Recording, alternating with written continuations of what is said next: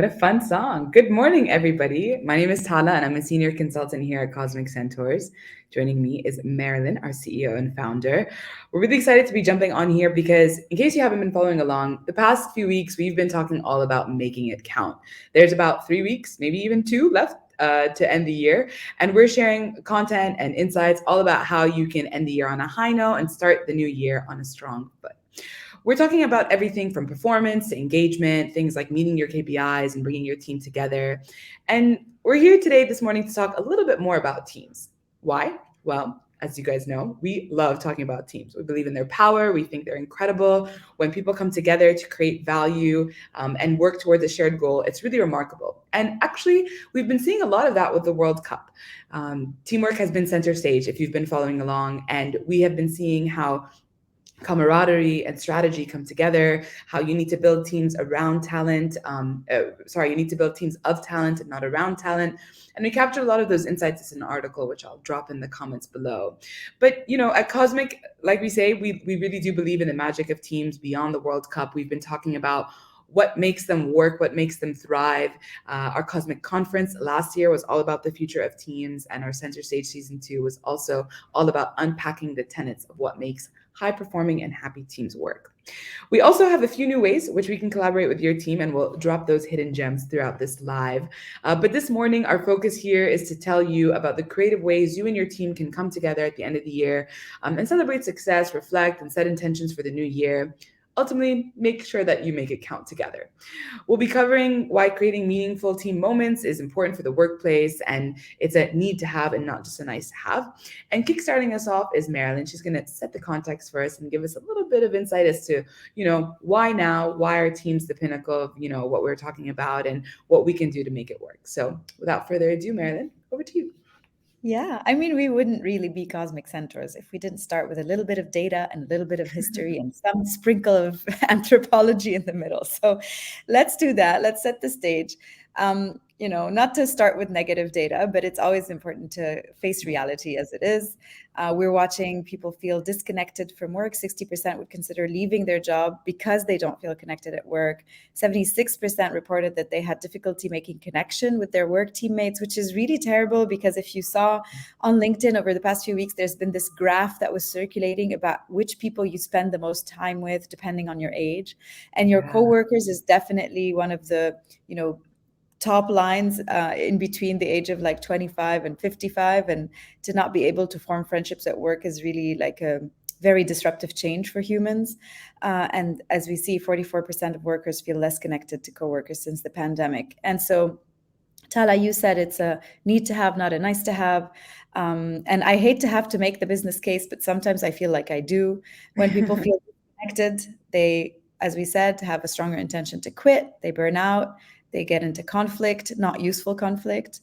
They have health concerns like heart disease, stress, and of course, their work-life balance goes out of the window.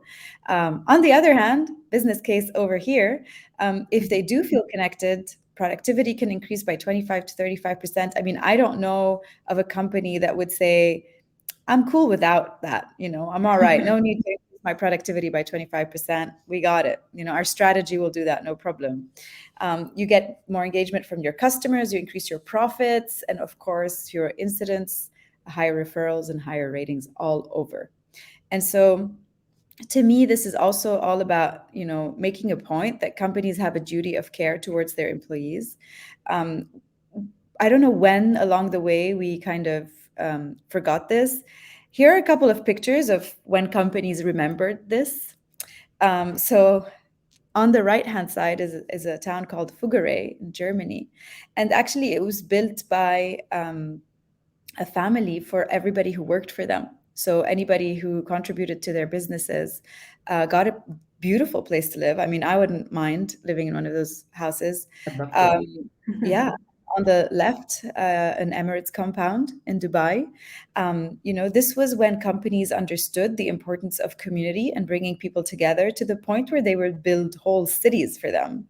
And now we kind of can't get ourselves to come together a few times a year, So it's, to me, these examples are really telling of what we seem to have forgotten.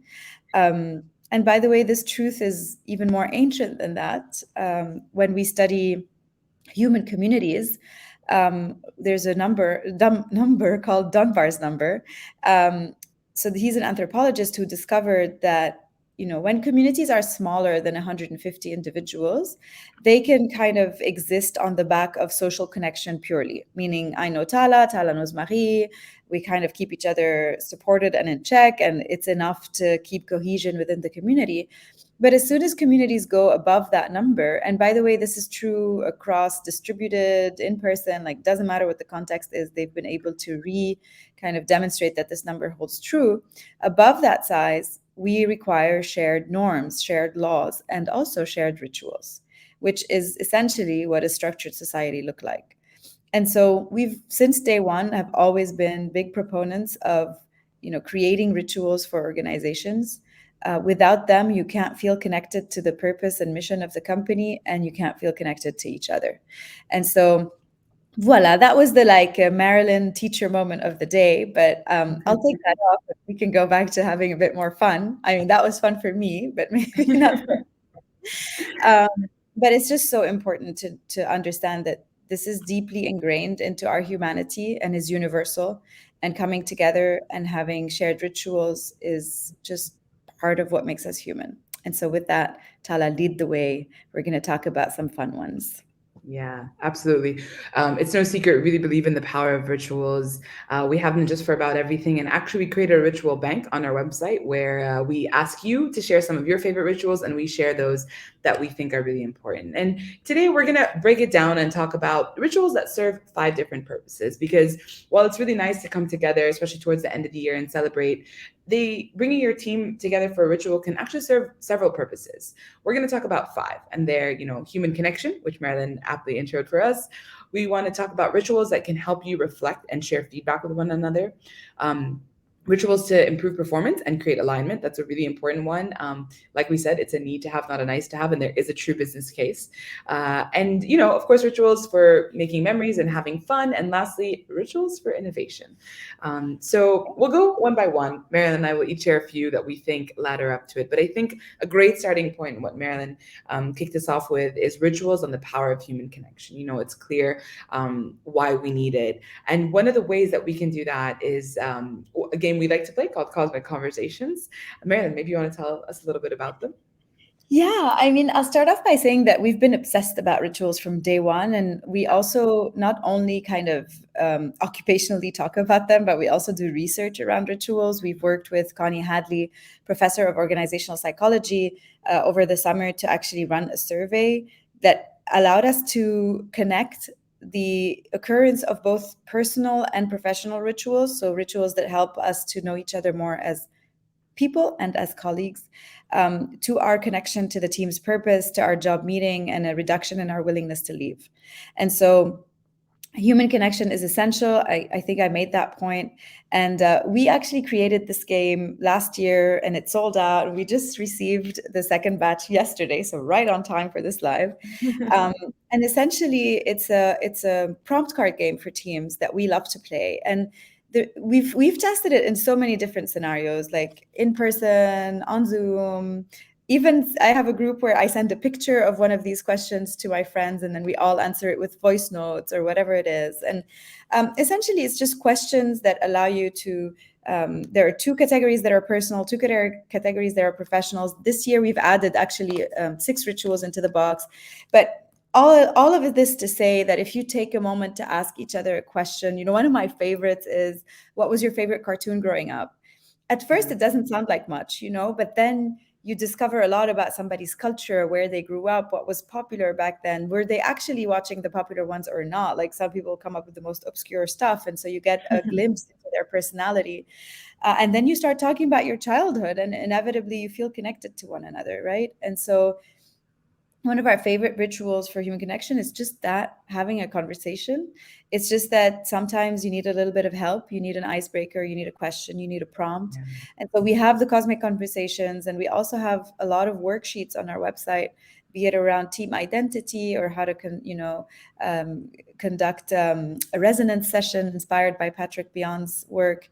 All of it is available there for you to just take a moment to create that space for us to connect with each other as humans. Tala, do you have a favorite question?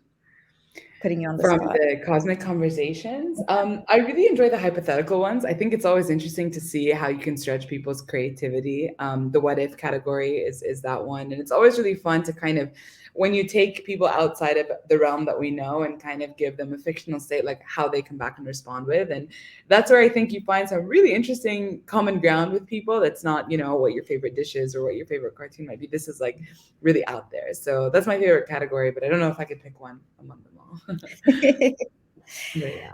Yeah, absolutely. So we do that all the time. We make sure to schedule it every 4 weeks with our team. So where we do team time, and oftentimes we just take time to connect with one another. One really beautiful thing that the team did for Tala and me when we came back from our maternity leaves was they actually organized a team time around us having become mothers, around what we'd want to say to our daughters, or what they were hoping our daughters would get from us. And it was just, again, like one of those beautiful core memories for me. So Yeah. make time to connect with one another. Yeah, that was a beautiful moment of human connection. And I think just one last thing I'll add, you can see that happen in so many different ways. I mean, I'll bring an example I shared before. Human connection is, obviously it comes together beautifully when you're seeing someone and you're talking to them and you're face to face.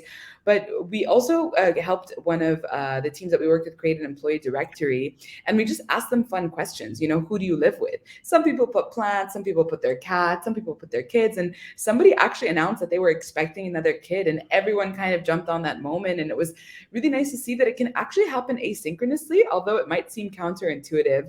We have seen how, just creating space for that connection, like Marilyn said, it's just a WhatsApp with like, how are you feeling today, or answering a card or something like that. It really goes a long way. And it was just a really nice moment that we saw come to life. But human connection is definitely a really important, and rituals, a really important part of why you should have rituals. But another one that I want to dive into is reflection and feedback. I recently read a statistic on our Cosmic Centaurs Grow Day, which more on that another time. But it was about the importance of feedback, and reflection and feedback is so important for teams, especially now at the end of the year. A lot has happened over the last 12 months, and January 1st of 2022 seems like a lifetime ago. But the statistic reads that leaders who give honest feedback are 5 times more effective, and their teams are 3 times more engaged. And so it's really important to create that space for teams to come in and share feedback, peer-to-peer feedback, and also with your manager in the room. Like, that's really how we believe it's best delivered. And our favorite tool for that is a retrospective. There's so many different ways you can format a retrospective. One of the ones we do often is stop, start, continue. What do you want to start doing? What do you want to stop doing? What do you want to continue doing? But there's really different ways that you can do that. I think, Marilyn, you want to share yours? I think I can guess what it is, but maybe you want to dive in and tell people about your favorite format of retrospecting. Well, I mean, I do love the simplicity of a stop, start, continue, to be honest. I've seen a lot of variations of that where you use fancier words. Yeah. But I think that this one is just gets to the crux of it. And what I like about it is that if you continue to run them, eventually what happens actually is you start with, having a lot of stops and few continues, and then eventually you can kind of see the wave as a team gets better, right? Another form of retrospective, which again is a little less formal maybe in a way, is a pits and peaks, which is just kind of looking back on a time period and saying what was the high and what was the low. And of course you can do it I do it with friends when we travel, like at the end of every day, like what was the pits and peaks of today. But you can do it for a company and you can do it for a team. And I think that's another good way to just allow space to share that kind of feedback. Yeah, that's a really nice one. And I mean, we love a good round of pits and peaks. It's pretty simple, right? Like we do it with friends, we do it with colleagues and family too. It's a really easy structure to follow. And when you think back on the year, you really also can talk about what you learned from the pits, because that's obviously what you want to extract from them. And one thing, a word of caution when it comes to using reflection and feedback rituals is make sure they're action oriented. Always make sure that you're documenting, like, okay, great. So now that we've established this is what we've learned and this is what we've done well and this is what we haven't, where do we go from here? We are huge believers in the power of documentation. We always avidly document everything. We have a sheet for our retrospectives, and we recommend that you guys do the same too, because only then can you say, like, all right, I've learned from this experience, and this is how I'm going to change moving forward. Or we know that, our superpower is this, and let's not forget that. Yeah. So that's just a really important part of, all rituals, but especially these ones, is to just make sure you're documenting what you're going to do afterwards. Yeah. Um, One last note on this yeah, reflection and please. feedback piece. There's a corporate, an organizational ritual that people usually dread, which is the performance evaluations. And of course, they're Yeah. one way of kind of being able to reflect and give each other feedback. And I just want to say, like, I always try to create an environment where these are going to happen, right? Because at some point, as you scale, people want formal feedback. They want a clear way to progress in their career. Like, as much as I've resisted setting it up for Cosmic Centaurs, we did do that even with a very small team. But I think that if you are able to set the intention, I think that's a big part of rituals, by the way, in general, which is setting the intention. That's what separates them from habits or routines. It's like Yeah. they have meaning. And for us, meaning of performance evaluation is not to judge, it's to grow. And if you put it in that context, and by the way, we don't just give feedback to the person who's the subject of the performance evaluation. They give feedback to their managers, they give feedback to me. They also give feedback to the company in the sense of, like, what can the organization do better? And I think all of these things matter as long as you set the right intention, which is also what kind of the next thing we're going to talk about setting intentions, which is how do you create alignment. So there are rituals for alignment that are very, very important. Tala, you want to kind of start us here? Yeah, absolutely. I mean, like Marilyn said, it's so important when it comes to, you develop a strategy, and leadership often takes a lot of time in doing that. And then what happens then? If the leadership team only knows about the strategy, then the team doesn't know how they're going to deliver on it, right? And so then cascading that down is so important. There's a beautiful quote that I'm always reminded of, and if a company doesn't take the time and effort to communicate in a meaningful way to its teams, then it's like the old saying, the tree falls and the forest cliche. It makes a big splash, but no one's around to appreciate its impact. And so you can develop this incredible strategy for the year ahead, but if no one's around to hear it, and if they don't know how they're going to contribute to it, then its impact is going to be diluted. And so that's really what this category is all about. It's about saying, when you're starting off the new year, how do we align teams to our strategy and make sure that they know how they're delivering that, and what their role is, and only then can they feel aligned in that sense of belonging and purpose to the company. So one easy way that you can do that is, and I think it's often overlooked, which I don't know why, is present the strategy. Host a session, present the strategy, and host an That's it. AMA. Yeah, That's it, get guys. everyone to come and ask you questions. I mean, it's so simple, but I can't tell you how many times it's like, it's, you ask teams and maybe they don't know, like, maybe they'll be able to contribute in a way that you didn't expect them to, but it's a really simple ritual. Host a town hall, present the strategy, and run an Ask Me Anything session, and you'll be surprised at how many people will be really excited and engaged and ready to contribute to it. So that's a really simple one. I don't know, Marilyn, if there's something you wanted to add to that. Yeah, a couple of things there. I mean, obviously, when we talk about alignment, the kind of the narrative that people from the industry love to share is the story of the janitor in JFK. JFK was visiting NASA. He saw a janitor, sounded like a good press op, goes up to him and says, "What do you do here, sir?" And he says, "I'm putting a man on the moon, Mr. President," right? And so that's what you hope that everybody in your company is able to say. And there's a framework that I just absolutely love.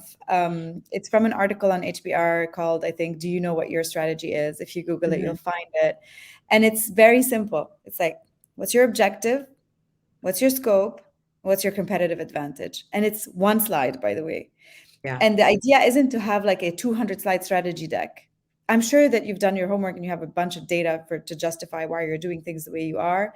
But when it comes to aligning your organization, actually simplification is the way to go. And trying to make sure that people can remember what the strategy is quite, simply off the top of their head. Yeah, then you can deep dive, but it's really hard to make it fit on that one slide, actually. And I think that's really, really important. The other framework that I really also enjoy, and shout out to Wersha and Evan for introducing me to it, is the one-page strategic plan.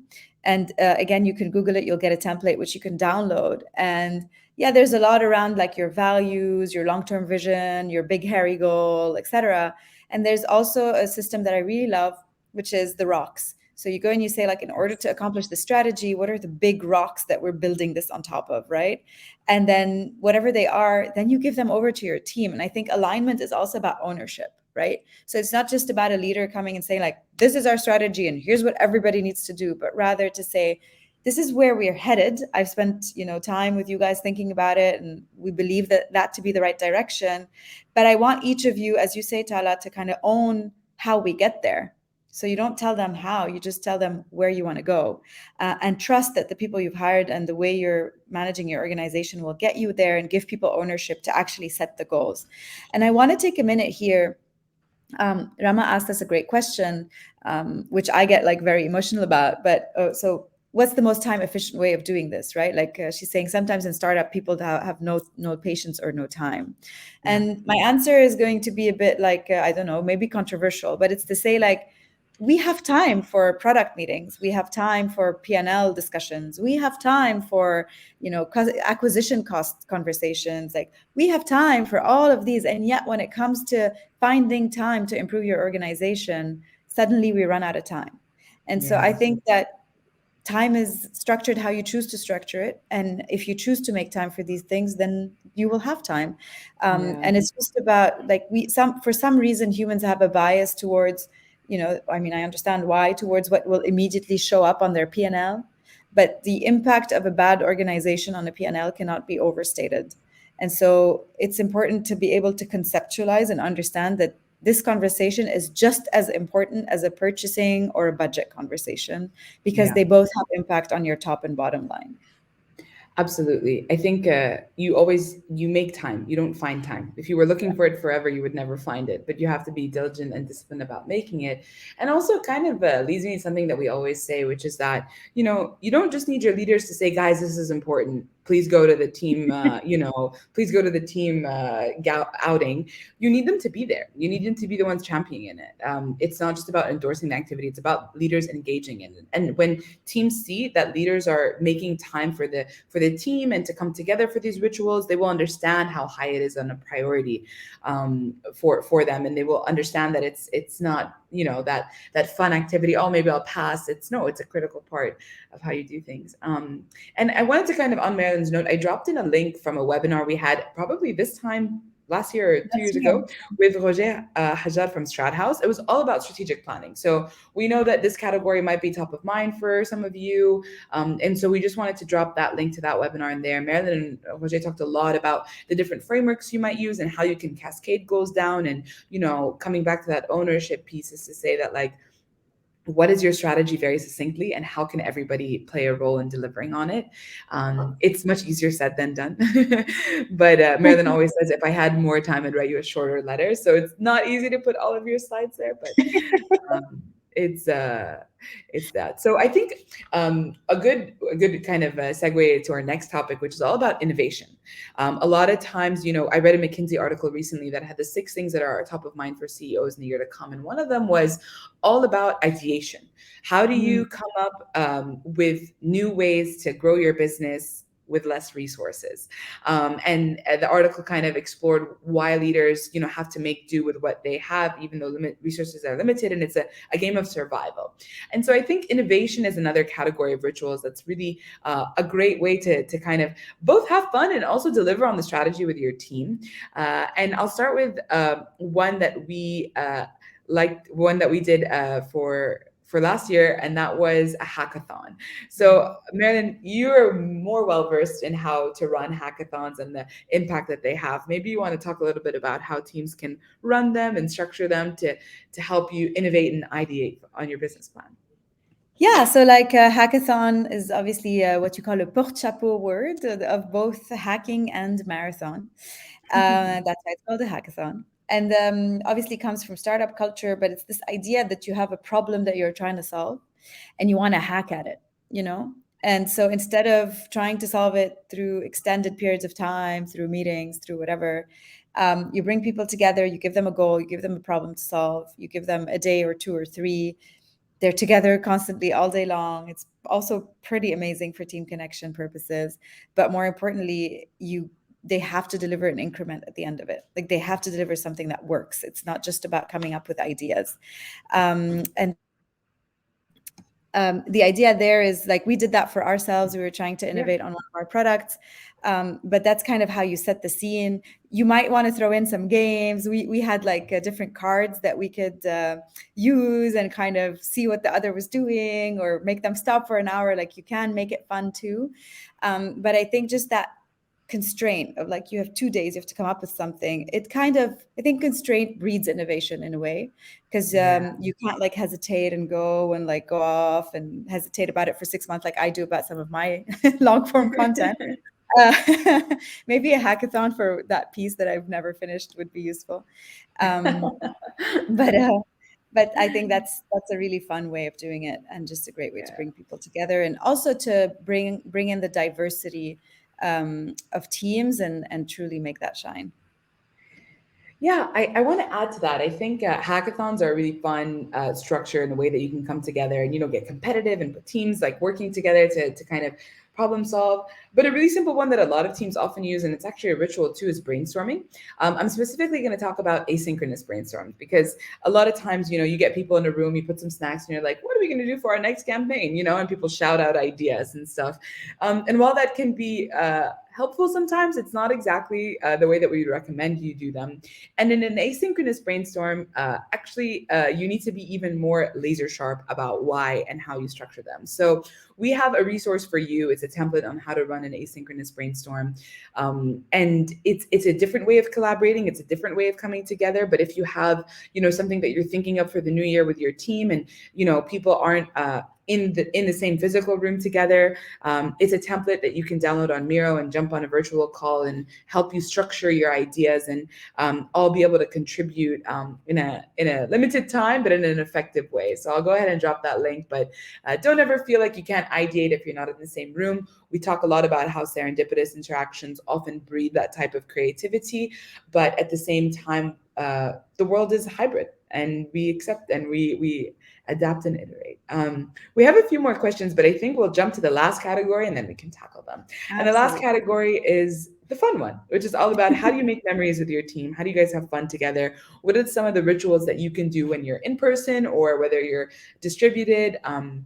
That will really help you guys come together. And I think we're seeing a lot of that now. It's towards the end of the year, and what a year 2022 has been. And so a lot of, teams are like, we just need a moment to have fun. It's the festive season. We shared in a reel a few things that you could do.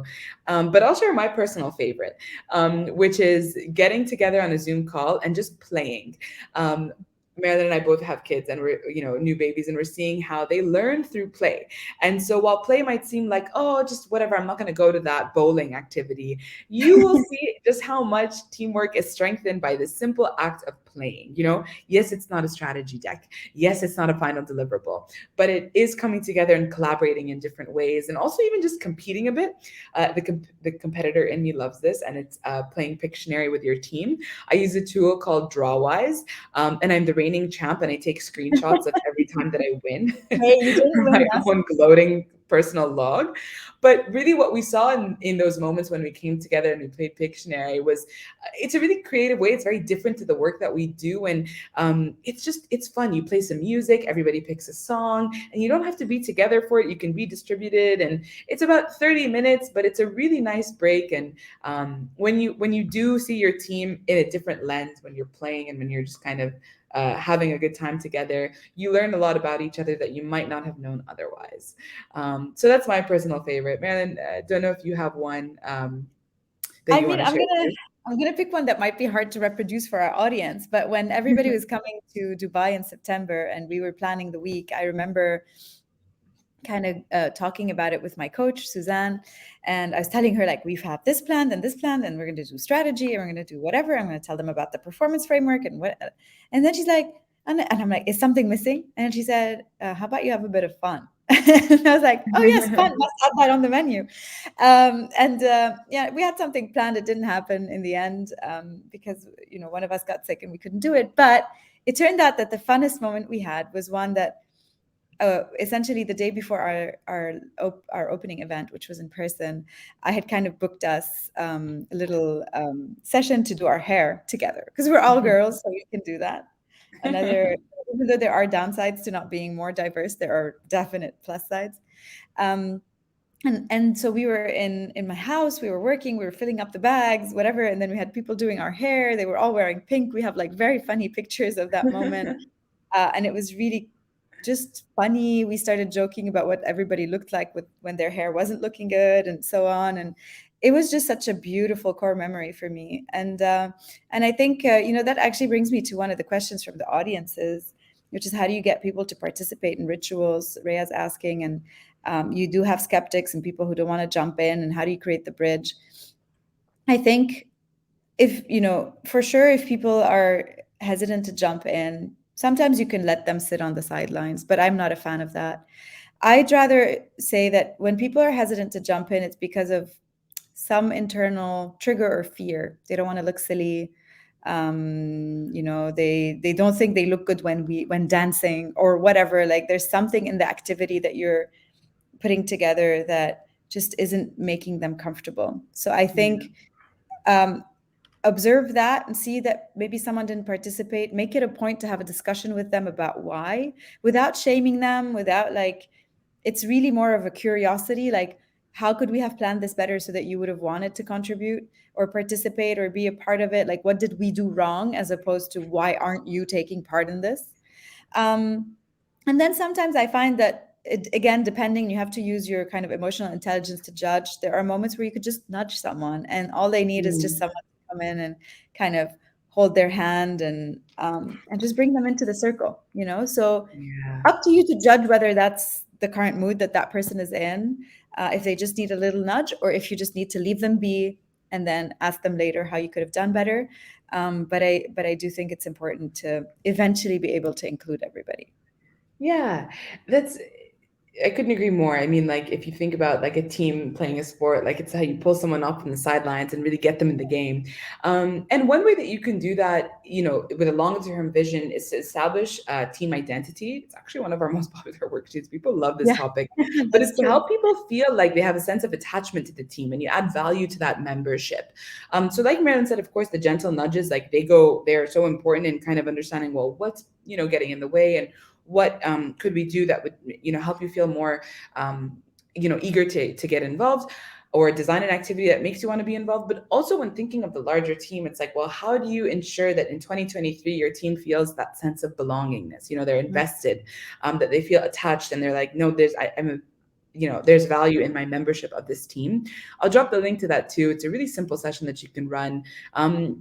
And I just think that, long term, it's about really creating that team identity. My favorite analogy for it is like it's wearing your sports team jersey. You wear the jersey, you wear it with pride. We see it a lot, especially now, but when you put that jersey on, you feel like I'm a part of something. Of course, at work, we don't have uniforms in most knowledge working jobs. But, think about it. Like if you and your team had a mascot, if you had a crest, if you had some sort of a something that represented you, you could be like, I'm the maintenance team, and that could be your sense of pride. But that really helps to kind of get people really enthusiastic about all team activities. And maybe I just want to add one last category off the bat, and that's the sixth one. And it's all about bringing your team together for rituals about gratitude. Gratitude is so important. I mean, one of our values is compassion, and so we love to exercise it too. But just acknowledging what someone does that makes you smile or that you appreciate has an immaculate power to change the shape of their day, and it has them look at you in a different lens. It's a simple one. We did it, I wouldn't say a year and a half ago, with our team at the time, and we just went around the Zoom room and we said, everybody, like, you say something that you admire or that you're grateful for about this person. And it was so nice to hear. And another one, yesterday we said it in our reel, which is snail mail. Like, write someone a letter. On Office Vibe, a tool we use, you can leave moments of, little notes and thank people for that. And they have different prompts for it. But exercising gratitude goes a long way. And I know, Marilyn, it's something that you do a lot, personally, and also within the workspace. Is there a ritual you love about gratitude that you might want to share? I mean, I don't think I've ever shared this with you before, but I have a folder on my desktop that's called Words of Affirmation.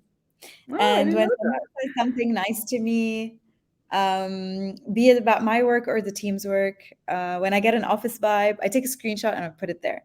And it's kind of like the digital equivalent of a gratitude jar, which I is love like, that. on really shitty days, you go back and you read a nice thing that someone said, and you're like, I can do this. So gratitude is good for you. Actually, in kind of mental health research, not to say that you should express gratitude for these kinds of reasons, but just to say that gratitude is one of the feelings that is very good at countering feelings like anxiety, depression. So when you Yeah. are able to do something for others, you actually feel better yourself. And I think it's also every once in a while nice to be grateful for what others did for you or what they said to you that made you happy. And not to forget to express it. I think oftentimes we think about someone, I think that's a simple, you can call it a ritual because there's meaning attributed to it. But what I try to do is when I think of someone and I'm grateful for them, I act immediately. Because I might forget, and in my head, I'm like, I expressed a warm, fuzzy feeling about this person, but they didn't receive it. And Mm. so I try to immediately like message them, send them a voice note, even if it's 3 words, I know it's going to brighten up their day. So I think the ritual for me is as soon as you feel gratitude, show gratitude. I love that. I think we'll end that breakdown there. It's a beautiful note, and I didn't know that you had that folder. Yeah. But maybe it'll inspire some of us to do it. Yeah, it's really nice. I mean, gratitude can come, like you said, Slack messages, office vibes. Like, there's so many things you can do. But I kind of want to end this off. I mean, we love seeing teams come together. We know that it's on top of mind for a lot of people. Whether you're closing out the year, whether you want to start the year strong. Team time, as we call it, is a really important reason to come together. And it's something that we work with teams often on doing. So I'll drop a link to that in the chat if you're interested. It's a really unique experience for your team, helps it, bring you guys together for something that's memorable. You can celebrate and reflect, and it's for all teams. So if you're curious about that team time, we'll drop it in the link below. And without, further ado, I want to close us off. Maybe, Marilyn, I'll say any last words that you want to add about, bringing your team together to create that momentum for the year ahead. No, I mean, I always say this, right? Like this is one of my famous last words, which is do one thing every day. Yes. I know that this can seem daunting. Rama's question was, clearly showing people are overwhelmed. They have a lot to do. Rhea's question was like, people are withdrawing. Like, what do we do? Yeah. I just think that if you do one small thing every day, it adds up. So don't be afraid, but like, don't be taunted by the size of the problem or the endeavor. Just start doing one thing. Thank you for that. What about you?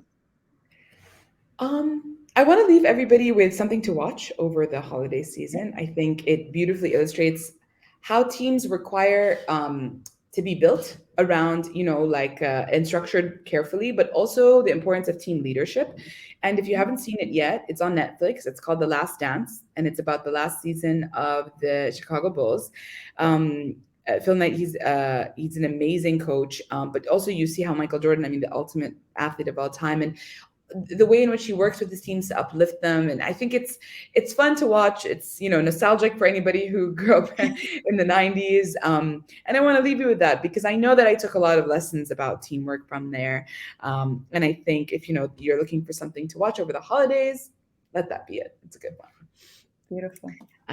Yeah, I want to close this out, and I just want to start by exercising gratitude. Marilyn, thank you. For those of you who don't know, Marilyn's feeling a little bit under the weather, but you would not be able to tell that today because she showed up bright and sparkly with all the confetti Gratitude behind for her. makeup. And thank you to our attendees for tuning in. Thank you for asking questions and being engaged. We're going to repost this video across our social channels. We'll put up an article with the 5 categories of the different types of rituals and include all of the links that we mentioned in the comments and in the article too. Our team and really Karma on the backstage really does a lot to post compelling content for you, all about teaming, the power of rituals. We have an entire category devoted to it on our website. You can visit cosmiccenters.com and follow us on social media to learn more about what it, building organizations that thrive, and specifically for this campaign, how you can make it count. The end of the year slump is difficult to evade, but we promise it'll be worth it. Your future self will thank you. You can make it count when it comes to being, productive and high performing, but you can also make it count when it comes to engaging with your team and making sure that you guys are ready for what the new year has to come. So please follow along, subscribe to our newsletter to keep up with our news. We'll drop the link in the comments. And thank you all for spending part of your Tuesday with us. And we'll see you guys next time. Yeah, happy holidays, everybody. Happy